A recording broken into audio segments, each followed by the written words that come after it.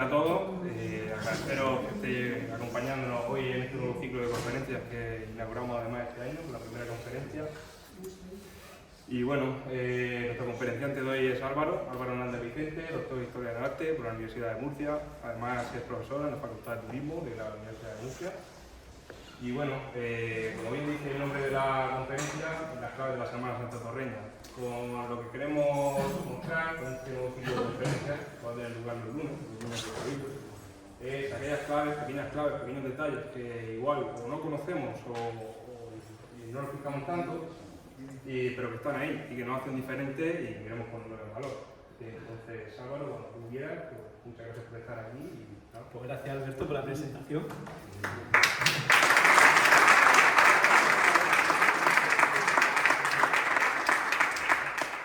Buenas noches a todos, vecinos, amigos, amantes de la Semana Santa, de la cultura. Esta noche venimos aquí a hablar sobre algunos temas concretos de la Semana Santa, algunos temas que además muchas veces pasan desapercibidos, forman parte de nuestro día a día, de nuestro devenir, cada año, cada Semana Santa, pero a veces hay cosas que se nos pueden escapar, ¿no? Pues esta noche vamos a intentar, a través de nuestra Semana Santa, ver cuáles son esos elementos que se nos pasan a veces de cierta forma desapercibidos. Pero para eso tenemos que empezar por el principio y fijaos lo que tenemos en la pantalla. Tenemos dos imágenes distintas que parecen muy parecidas, pero realmente no son tan parecidas. Por un lado tenemos a Orfeo, uno de los semidioses, uno de los grandes héroes de la mitología clásica. Orfeo con su lira, Orfeo con sus animales. Ya sabemos que Orfeo, cuando tocaba la música, los animales acudían a su encuentro.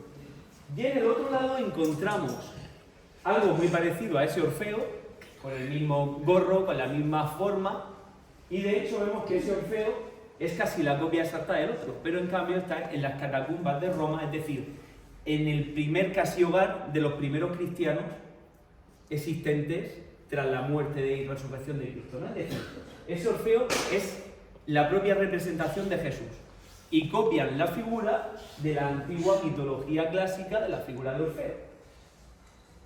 Por eso, cuando hablamos de Orfeo, no se nos puede olvidar un pasaje mitológico que nos cuenta lo siguiente. Orfeo está enamorado de Eurídice, es la chica que va con él, pero Eurídice es picada por una serpiente venenosa que le arrebata la vida. Y en el mundo clásico no existe infierno, no existe cielo, sino que existe inframundo, que es el otro lado de la vida, el otro lado cuando uno muere, ¿no? La otra orilla. Cuando Orfeo no consiente admitir que ha perdido para siempre a Eurídice, desciende al inframundo y desciende con su lira. Si lo vemos, va ataviado con esa lira y va a ver al señor del inframundo. El señor del inframundo es Plutón y se encuentra con Proserpina, que es la amada de Plutón. En el infierno del mundo clásico, en ese inframundo, no existe el dolor, no existe el llanto, no existe la tristeza.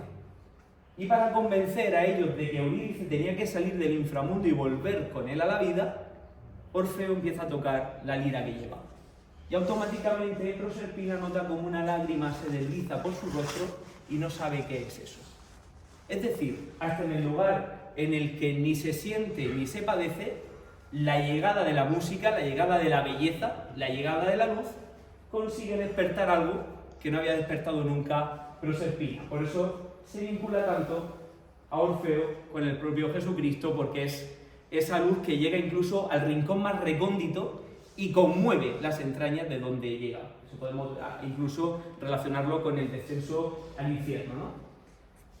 Pero fijaos siempre que Jesús se ha representado de una manera poco conocida. Esta es la primera representación escultórica de Jesús, un buen pastor, un pastor casi de la Arcadia griega, con su cordero, pero completamente imberbe, completamente con el pelo corto, es decir, nada que ver con el Jesús que a nosotros se nos relaciona más la imagen, ¿no? Estamos con una imagen sobre todo muy griega, muy clásica. Pareciera como si hubieran cogido un dios griego, Apolo, y lo transforman en Jesucristo en un momento. Fijaos hasta qué punto hay una relación y hay un camino que va trazando el propio cristianismo desde la mitología, desde el mundo clásico hasta el mundo cristiano puramente dicho. Pero en cuanto empiezan a aparecer algunos elementos vinculados con la sábana santa, con el sudario, empezamos a ver a ese Cristo ya con pelos largos, con barba, con algunos elementos que decimos, oye, se va pareciendo ya un poco, ¿no?, a lo que nos suena. Y una vez que situamos estos elementos, vamos a empezar a desentrañar algunos pasos de nuestra Semana Santa, no todos porque nos faltaría noche, pero sí que tenemos algunos que podemos buscarle una cierta explicación. Uno de ellos es el paso de la Samaritana. Es verdad que lleva años sin salir, pero no por ello deja de ser interesante. La Samaritana, concretamente, es un paso que solo sale en el Levante español. Únicamente, no lo vamos a encontrar ni en Sevilla, ni en Málaga, ni en Córdoba, ni en Granada, ni en Valencia, ni en Madrid, ni en Castilla, que tiene una tradición cofrade fuerte. Es un paso exclusivo del Levante, y además un paso exclusivo, yo diría que de la región de Murcia, aunque hay algunos pueblos de Alicante que lo tienen. El primero de todos fue en Cartagena, esta obra de Salcillo, la primera samaritana de la historia tallada en madera, porque cuenta la leyenda, la tradición, que la samaritana desembarcó con Santiago en el puerto de Cartagena. Y que la samaritana decidió quedarse con su familia a vivir en el campo de Cartagena, concretamente en Pozo Estrecho. Por eso a los de Pozo Estrecho le llaman Galileos, por la tradición de que la samaritana vino a vivir ahí. Por tanto, si yo tengo una Semana Santa que empieza a ser fuerte, ¿cómo no voy a tallar a una de las personas que hicieron un viaje desde Israel, desde la zona de Palestina, hasta llegar por todo el Mediterráneo? Estamos hablando de una tradición, no tenemos ninguna certeza ni tenemos ningún dato histórico que nos pueda... Pero también tenemos que llegar a un acuerdo, y es que cuando hablamos de tradición, ya a veces se despega el hecho de que sea real o no sea real. Forma parte de la tradición, forma parte de la cultura y de la trayectoria cultural. Por tanto, nos ha construido, sea una certeza o no lo sea. De forma que vamos a ver cómo ese paso también lo vamos a ver en Murcia, en la Cofradía de los Colorados, y evidentemente pues tenía que estar en las Torres de Cotillas. Esta chica, según la tradición, se llamaba Fotina, la samaritana. Tenía un nombre que era Fotina, que significa hija de la luz. Va muy vinculado también a la tradición clásica, con la Venus, con aquellos elementos de Apolo, que es el dios del sol. Es decir, todo lo que tuviera que ver con luz, todo lo que tuviera que ver con el astro sol, desde los tiempos de Egipto, se iba relacionando, se iba hilvanando perfectamente de religión en religión. De forma que también nos vamos a encontrar distintas escenas que nos van llevando además a una lectura que muchas veces no somos capaces de ver en el frenesí cofrade, ¿no? Aquí tenemos un paso, el paso de la burrita, de Domingo de Ramos, que todos conocemos. Es raro el que no lo haya visto en nuestro pueblo por las calles, pero fijaos aquí que no tiene ninguna lectura en conjunto, es una lectura individual, la imagen por sí misma. Una imagen que habla por sí misma, pero no tiene ese contexto que necesita. Aquí, en cambio, va adquiriendo ya ese contexto, nos damos cuenta como hay un público que le da ese contexto, y por último nos damos cuenta como envuelto en palmas, envuelto en la calle, en el escenario de la calle, hace que las Torres de Cotillas se conviertan en Jerusalén. La mañana de Domingo de Ramos hacemos una simbología a través de la cultura visual. La estética es clave para transmitir ideas.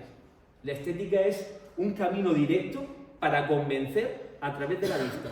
Y lo que hacemos es montar un teatro, eso es un teatro, en el cual ya no hace falta que los fieles salgan con sus palmas, sino que vemos cofrades de San Juan vestidos con túnica hebrea, haciendo ya el atrezo, los personajes secundarios de esa escena que va deambulando por las Torres de Cotillas, por Jerusalén, en esa mañana del Domingo de Ramos, camino hacia la Puerta Dorada de Jerusalén, que es la iglesia.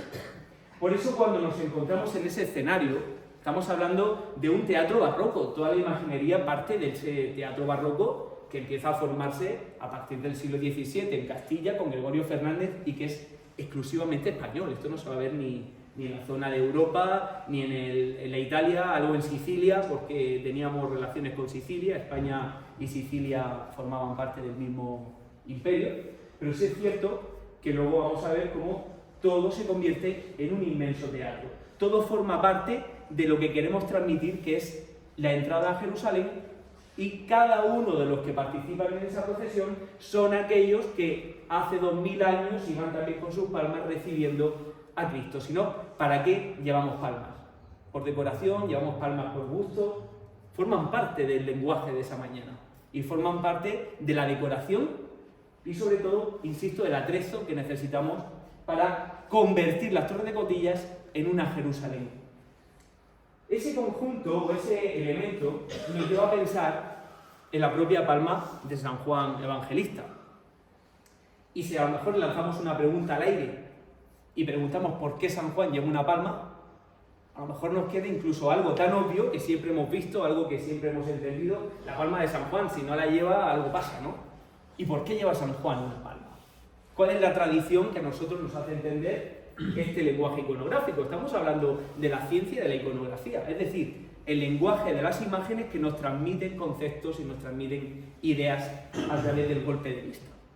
Por eso cuando vemos a San Juan no estamos hablando ni de palmas de Domingo de Ramos, ni de palmas del martirio, ni nada. Hay una tradición también, según los apócrifos, que dicen que cuando la Virgen estaba a punto de morir, un ángel descendió con una palma diciendo: esta es la palma que traigo del paraíso. Cuando mueras, que vaya la palma delante de tu cortejo fúnebre. Y cuenta la tradición que San Juan, en medio de los apóstoles, cuando iban cantando los salmos, llevaba la palma del paraíso. ¿Esa palma tiene algo que ver con la Semana Santa? No. Pero es el que nos permite saber que ese personaje es San Juan. Si le quitamos la palma, nadie sabe que es San Juan. Podría ser cualquier otro santo. Necesitamos atributos, necesitamos un lenguaje iconográfico, objetos, símbolos que nos digan quién es cada uno, quién es la identidad. Han pasado 2000 años, no sabemos quién es. Necesitamos algo que nos diga que ese personaje es San Juan. La palma, el águila, o en todo caso incluso hay algunas representaciones que lleva una copa con una serpiente dentro, porque le dieron de beber veneno. La tradición iconográfica nos va marcando esos rasgos y fijaos en esa asunción cómo el ángel le ha arrebatado la palma a San Juan y se la lleva al cielo también junto a ella. Esa palma que lleva el angelito es la misma palma que lleva San Juan en el cortejo fúnebre de la Virgen. Por eso hay una anécdota además que es muy curiosa, y es que ese San Juan y esa Santa Lucía que hay en la parroquia son del mismo autor, son de la misma mano, además se ve clarísimamente. Fijaos, una lleva decoración dorada, la otra es mucho más sencilla, pero los esquemas son idénticos. De hecho, tuvieron que llegar a la parroquia, aunque yo no lo encontré en los libros de cuentas ni nada, tuvieron que llegar en el mismo año, muy prácticamente, uno antes, otro después, pero son de la misma época.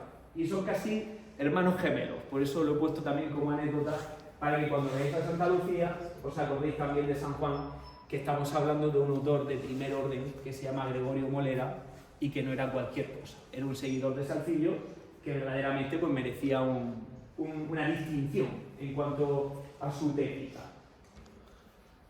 Cuando llegamos al pasaje de la flagelación nos encontramos dos estilos distintos. Vamos a encontrar hasta el siglo XVI una columna alta y a partir del siglo XVI una columna baja. Es el momento de la Contrarreforma, ahora hablaremos un poco de ese concepto, pero a mí me interesa que veáis la diferencia entre la columna alta y la columna baja. ¿Y por qué no se vuelve a ver más la columna alta después del siglo XVII? Hasta el siglo XVI, Europa está sumida en la búsqueda de las reliquias de Cristo, la búsqueda del Santo Grial, la búsqueda del tablero de la mesa de la Última Cena, la búsqueda de la corona de espinas, la búsqueda de los clavos, la búsqueda de los trozos de la cruz, que si juntáramos todos los lignum crucis que se han encontrado diciendo que son trozos de la verdadera cruz, saldrían 70 cruces, sería imposible, pero estamos hablando de un comercio de reliquias que se da de una manera impresionante a lo largo del siglo XIII, XIV, XV y XVI. La Edad Media es la edad del comercio de las reliquias. ¿Por qué? Porque estamos sumidos en epidemias de peste y la peste tiene, con permiso, acojonada a la población. ¿Y qué pasa? Que todo el mundo quiere reliquias y todo el mundo quiere tener algo sagrado para acogerse en los momentos más difíciles de la enfermedad. Por eso las reliquias, imaginaos los contrabandistas de reliquias, se ponen las botas en la Edad Media. ¿Qué pasa en el siglo XVI? Que de golpe alguien va a Jerusalén, va al pretorio de Pilato, el palacio donde fue sentenciado Cristo, y afirma que ha encontrado la verdadera columna, el verdadero mármol donde fue azotado Cristo. Y curiosamente no era una columna alta, sino que era una columna baja. Automáticamente todos los artistas de Europa cambian la columna alta por la columna baja. Gregorio Fernández en Zamora ya está haciendo esa columna baja. Pero en cambio, a nosotros nos llama la atención que nuestra flagelación sí que tiene una columna alta. ¿Cuál es la diferencia? ¿En qué se ha fijado Hernández Navarro? ¿Por qué Hernández Navarro no ha copiado el esquema de la verdadera columna? Porque Hernández Navarro está obsesionado con una película. Y esa película se llama Jesús de Nazaret. Y como veis, el rostro de Cristo de la flagelación es idéntico en fisonomía al actor de la película Jesús de Nazaret, de forma que en la película este actor está atado a una columna alta, y lo que hace Hernández Navarro es copiar exactamente la misma columna de la película de Jesús de Nazaret. Por eso rompe la regla iconográfica y por eso rompe la tradición que empieza desde el siglo XVII con la columna baja. Lo que sí que tenemos aquí es una obra de arte de primer orden. Esta obra yo la he visto en Roma, en folletos dentro de alguna iglesia. Esta obra es impresionante, es una talla perfecta, académica, anatómicamente pulcra, es decir, es una obra absoluta de arte. Pero vemos que está completamente basada en la película de Jesús de Nazaret. Llegamos a San Pedro, llegamos a un momento en el que ya Jesús está siendo juzgado. San Pedro empieza con cierto remordimiento porque ha llegado una señora dentro de una hoguera y le ha preguntado si conoce a Jesús de Nazaret, y él ha dicho que no sabe ni quién es, y lleva todo con él, ha andado ya bastante por ahí, pero San Pedro dice que no. Y San Pedro, hay un momento en el que cuando Jesús sale del tribunal se encuentran cara a cara, cómo sostiene la mirada a alguien que hace un rato ha dicho que no te conocía. Y San Pedro empieza a llorar amargamente, y curiosamente el gallo canta 3 veces. Ese es el momento en el que San Pedro empieza a arrepentirse. Lo que tenemos en las torres es en la escena del arrepentimiento de San Pedro. Lo vemos con su gallo y lo vemos en una actitud pues bastante tristona, ¿no? En el sentido ese. ¿Por qué no sale San Pedro? ¿Desde cuándo empiezan los San Pedros a llorar? ¿Desde cuándo empiezan los gallos a aparecer en la escultura? Esto no ha sido siempre así, claro. Esto ha sido desde hace unos siglos hacia acá. Tenemos pintura, ya en este caso una pintura de Velázquez, es una gran pintura, en el que empieza a aparecer San Pedro arrepentido, es decir, San Pedro tras haber negado a Cristo. Os cuento y os pongo en situación. Siglo XVI, aparece Martín Lutero, sabéis que es el líder de los protestantes, y dice en sus tesis, él tiene muchas tesis, pero hay una concreta que dice que el arrepentimiento no se puede subsanar a través de la confesión, es decir, elimina de un tajo lo de confesarse. Y la Iglesia Católica le responde a los protestantes, le responde a Lutero, y le dice, ¿cómo que la confesión no vale? Claro que vale, y te voy a poner muchos ejemplos, y te voy a poner a San Pedro que se arrepintió, fue perdonado y encima le dieron las llaves del reino después de lo que hizo. Pero es que os voy a decir más, es que tuvimos a una señora que era pública pecadora, aunque la Biblia no dice en ningún momento que fuera pecadora, solamente que llevaba unos cuantos demonios dentro. Pero la tradición nos ha vinculado a la Magdalena con una mujer de vida alegre. En cambio, fijaos cómo el arrepentimiento en el siglo XVII, la contrarreforma, es decir, el ataque a la reforma de Lutero, la respuesta a Lutero, empieza a mostrarnos escenas de arrepentimiento para legitimar que la confesión sí que era un medio para salvar el alma y no lo que decía Lutero, que decía que era completamente innecesaria, que la fe era más que suficiente para llegar al cielo. Por tanto, tenemos 2 ejemplos en nuestra Semana Santa, herederos directamente de la historia pura y dura de Europa, que es la contrarreforma y la reforma de Lutero. Nuestra Magdalena y nuestro San Pedro. Tenemos 2 casos, además directos. Esto nos va a dar lugar a que empiece por toda Europa a moverse una corriente que dice que hay que hacer obras de misericordia, porque Lutero también decía que hacer el bien no servía para nada, que las buenas obras no tenían que estaba bien, pero que no redimían a nadie. Entonces Sevilla, que era la capital del mundo, estaba llegando toda la mercancía de América, mandaban barcos, venían barcos, bueno, era la capital del mundo, no era ni Madrid, Madrid era un pueblo, Sevilla era el poder, ahí en el siglo XVI y el siglo XVII. Y llega un señor que dice que las obras de misericordia existen y crea un hospital. Es un pedazo de personaje, porque Miguel Mañara hace un hospital en Sevilla para enterrar a todos los difuntos que se ahogaban en el río sin que nadie los reclamara, y también a los ajusticiados. Una de las obras de misericordia era enterrar a los difuntos.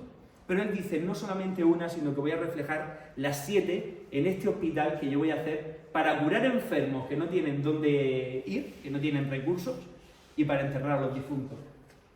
La obra del perdón, lo que hemos visto en San Pedro, lo que hemos visto en la Magdalena, el arrepentimiento y cómo obra efecto en aquel que recibe tal arrepentimiento.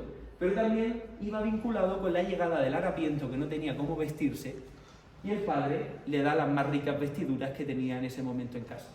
Pero las obras de misericordia siguen avanzando. La acogida del visitante, la acogida del extranjero, del que llega a un lugar que no tiene nada. Igual que Abraham hace con los 3 visitantes. Igual que cuando Cristo multiplica el pan o Moisés hace brotar agua de la roca, estamos dando de comer al hambriento y dando de beber al sediento. Es decir, empezábamos a ver cómo las obras se iban viendo en el ciclo de Murillo para el Hospital de Caridad de Sevilla.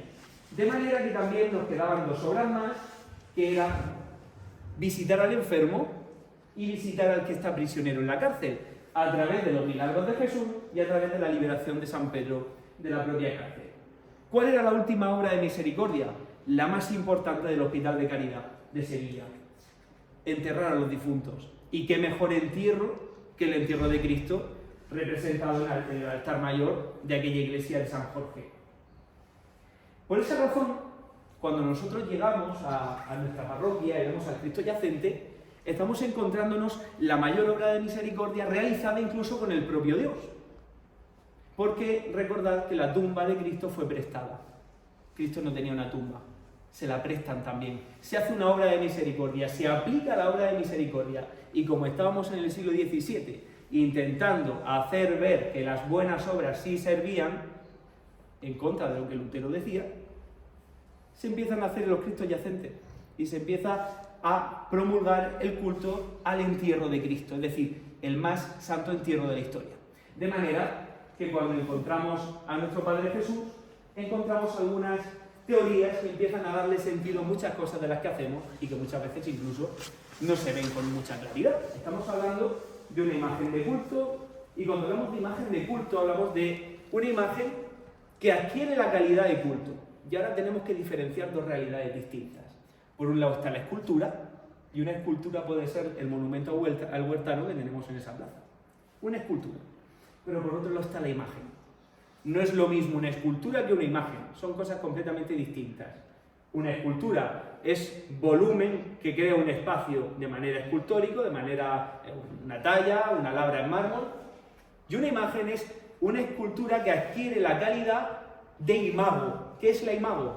Es el reflejo de la esencia de alguien en un objeto o una cosa.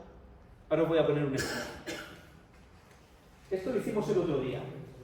El besapié tradicional en gran parte de España. En Madrid se populariza con el Cristo de Medinaceli y empieza a irradiarse por el resto de España.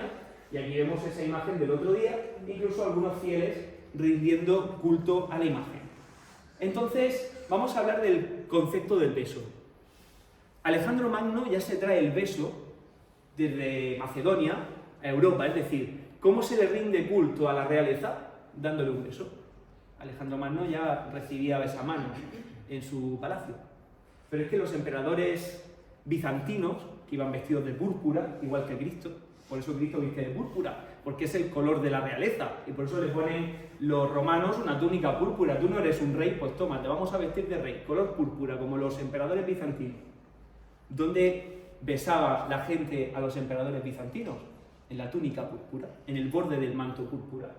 De esa manera, la tradición viene con los césares. A los césares se les besaba en la mano. Y la tradición de respeto siempre ha tenido que ver con los besamanos. De manera que el último recurso, y ya perdido también en la actualidad, lo último que quedó de esos besamanos era cuando antiguamente a una dama se le besaba en la mano, que también se ha perdido ese gesto.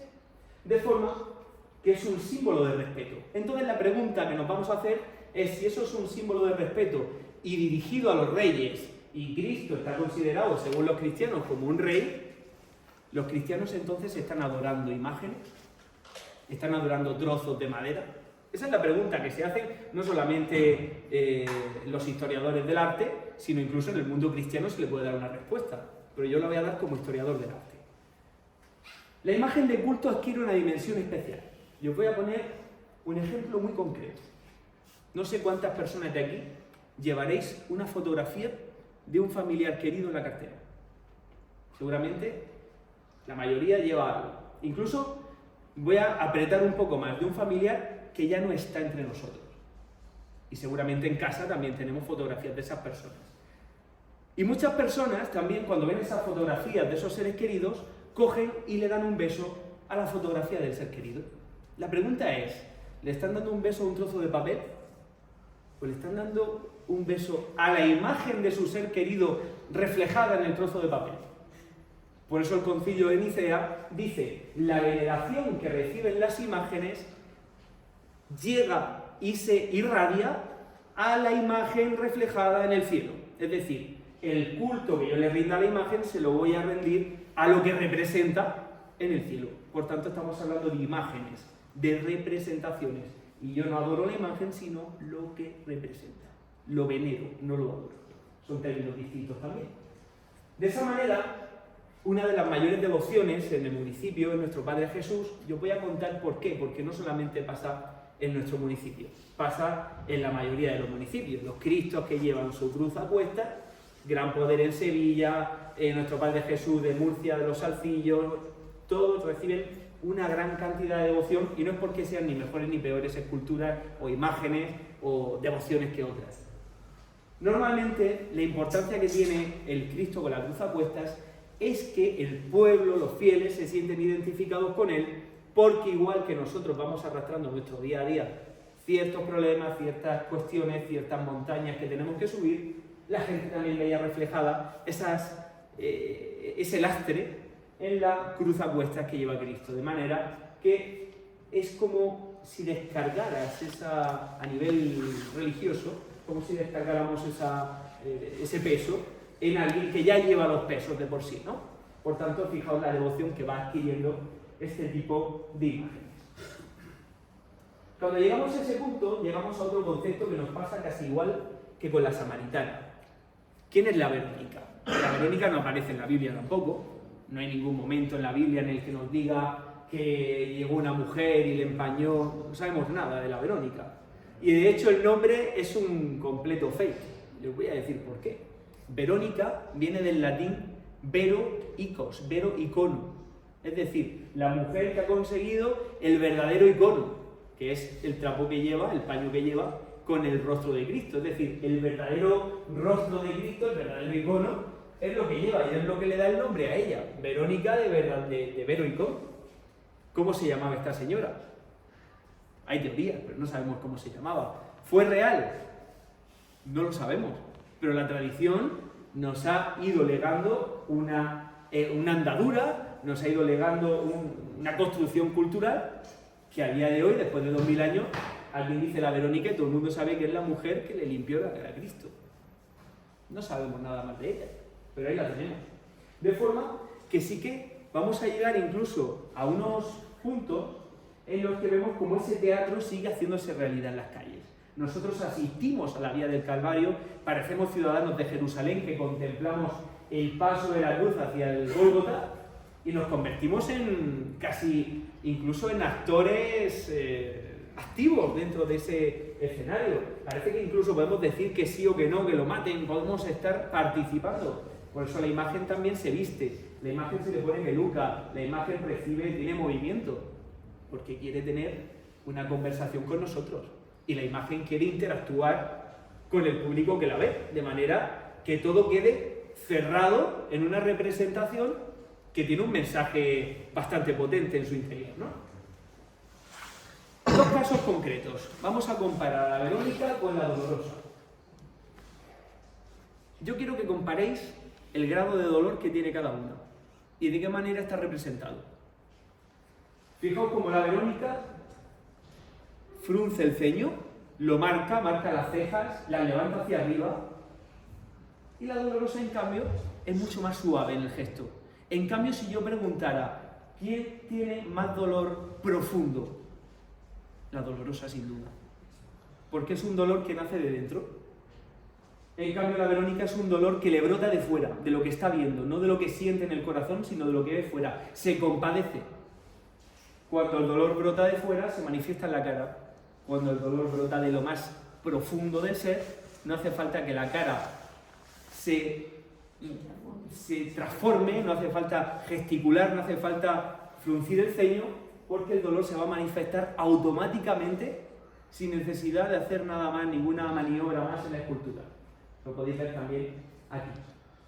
Cómo se esfuerza el dolor en la Verónica. Al fin y al cabo es una mujer de la calle que vio una escena y se compadeció y ayudó, pero en cambio el dolor de una madre brota de dentro. Y aquí González Moreno, siguiendo la tradición de Salcillo, sabe captar perfectamente cómo brota el dolor del interior del ser humano.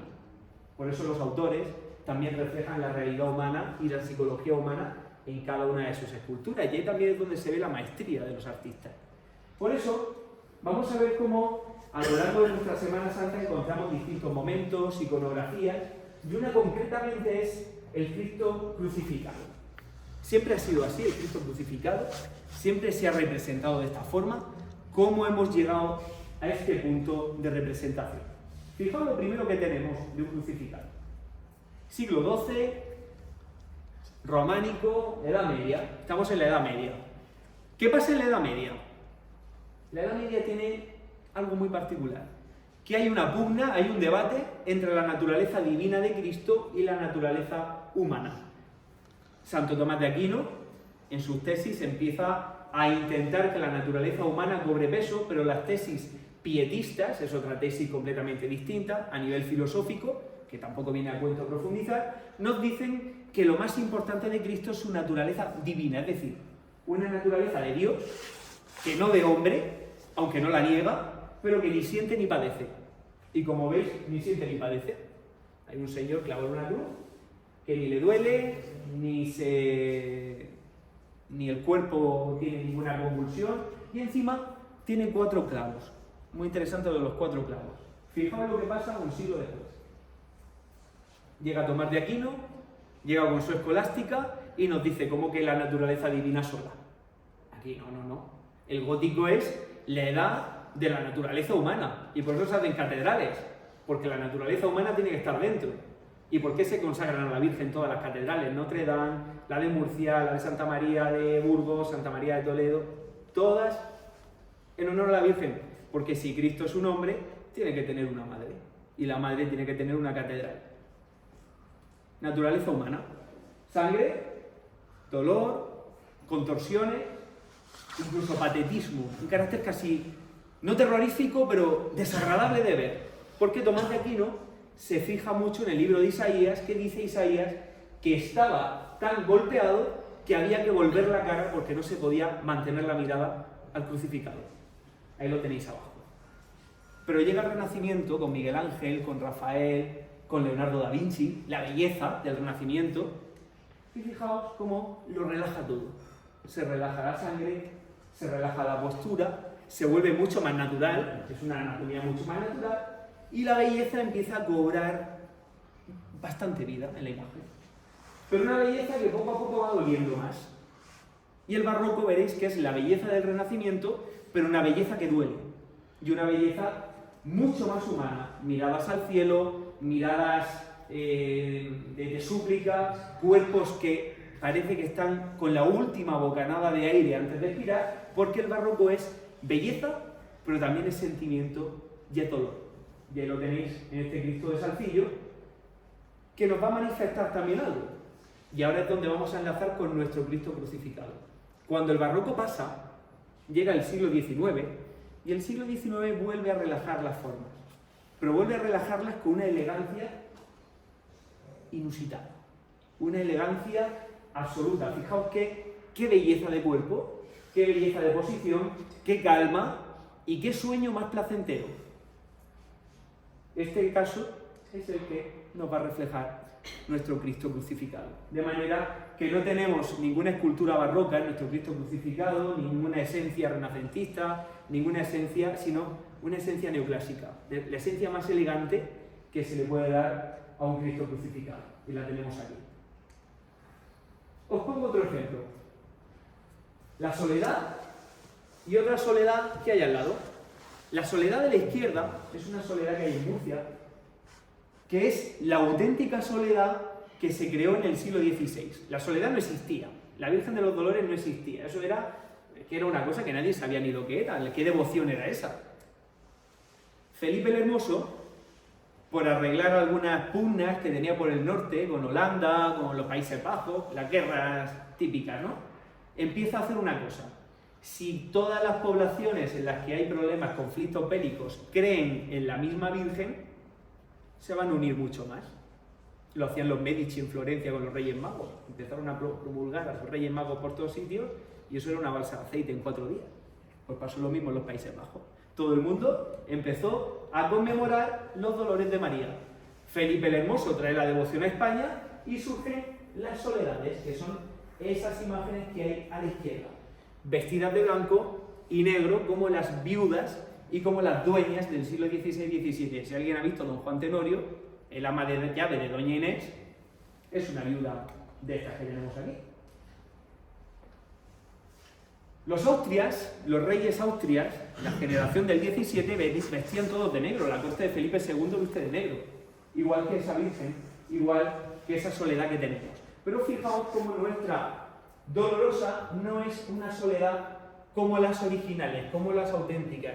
Más bien podemos decir que está vestida de soledad, pero no es una soledad, porque ni está arrodillada, ni tiene los brazos en el pecho, ni está meditando en silencio, sino que está expresando un grito de dolor, como hemos visto hace un rato comparándolo con la Berenice. En cambio, Salzillo llega y Salzillo nos renueva el panorama. Salzillo dice, las soledades están pasadas de moda, no sirven para nada, hay que renovar la iconografía, hay que renovar la puesta en escena y hay que dar una imagen más refrescante de la Virgen María. No podría ser todo esas dueñas antiguas del siglo XVII. Se acaban los Austrias, llegan los Borbones en el XVIII y Salzillo dice, se ha acabado la soledad. Inventa una Virgen nueva, una dolorosa, que mira al cielo, que abre las manos y fijaos el sistema de opuestos. Meditación frente a grito de dolor. Recogimiento frente a brazos abiertos y expresión amarga, ¿no? Y nuestra Virgen de los Dolores no puede ser ni más ni menos que reflejo de lo que Salzillo había manifestado ya. Y fijaos en los colores, rojo y azul, el rojo de la pasión y el azul de la virginidad. De manera que hasta en los colores tenemos una esencia iconográfica que nos está hablando solamente a través de los cromatismos. Esto ahora mismo nos está diciendo dos etapas distintas, el siglo XVII español y el siglo XVIII español. Dos monarquías distintas, dos dinastías distintas y dos maneras de entender España distintas. De esa manera también la imagen se transforma acorde a los tiempos que corren. La Macarena, me diréis, Álvaro, esta no nos encaja en ningún sitio. Ni es soledad, ni es de la época de Salzillo. Fijaos hasta qué punto en la región de Murcia somos generosos y nos gustan también nuestras tradiciones que sean flexibles, que hasta los aires andaluces los aceptamos perfectamente aquí.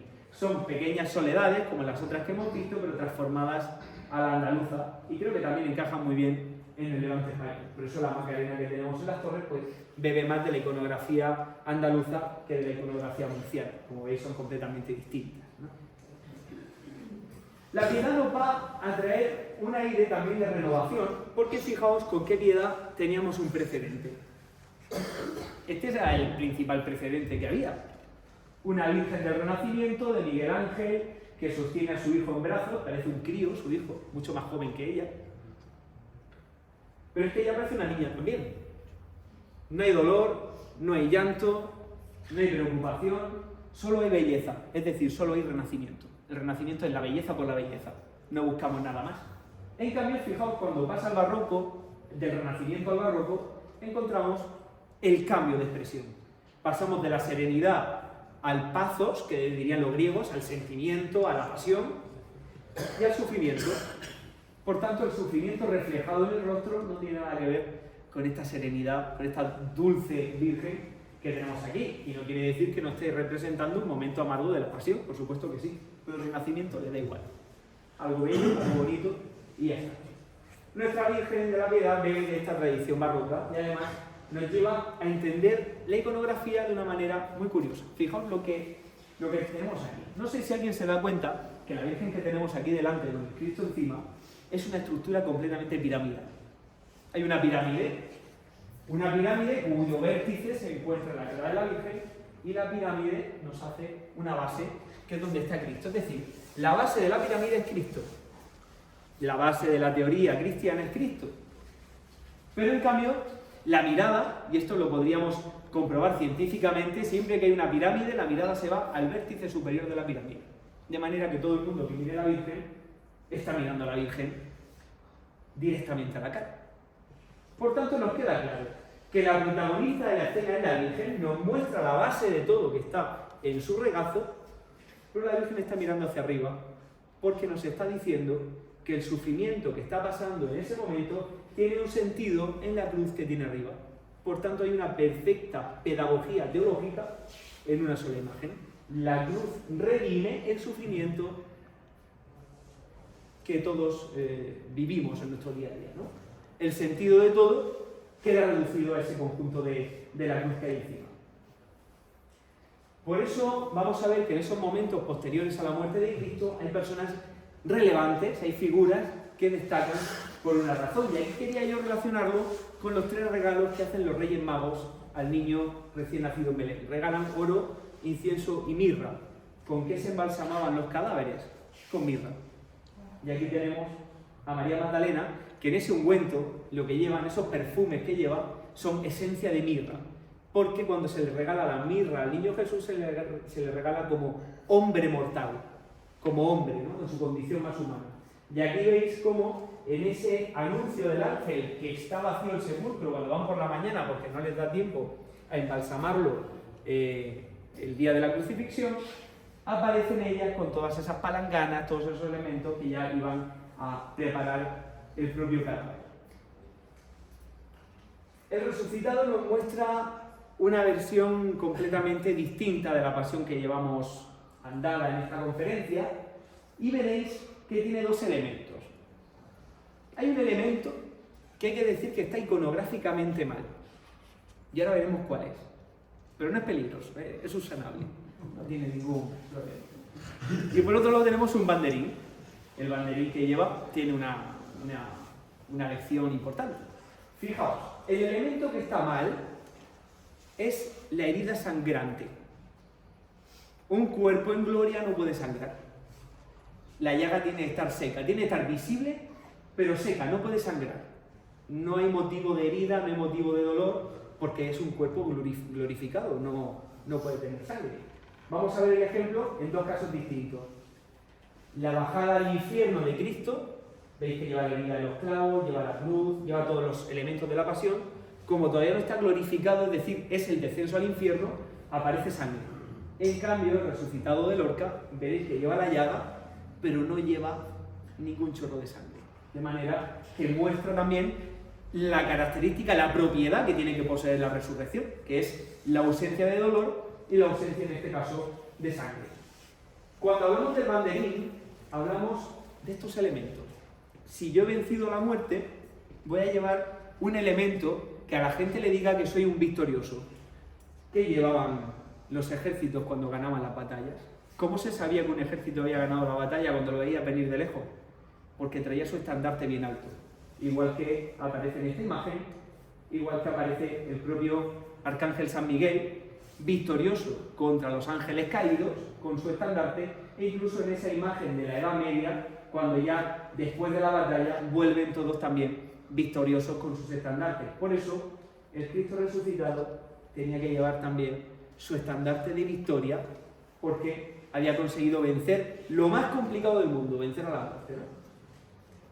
Y con esto, pues, yo creo que hemos hecho un repaso bueno por nuestra Semana Santa. Le hemos intentado buscar significados, buscar lecturas, ampararnos siempre en lo académico, en la historia, en el rigor científico de la disciplina. Y yo creo que también es una parte pues, que es interesante tenerla en cuenta a la hora de que veamos nuestras procesiones dentro de unos meses, dentro de unas semanas por las calles. Así que esto es todo y muchas gracias.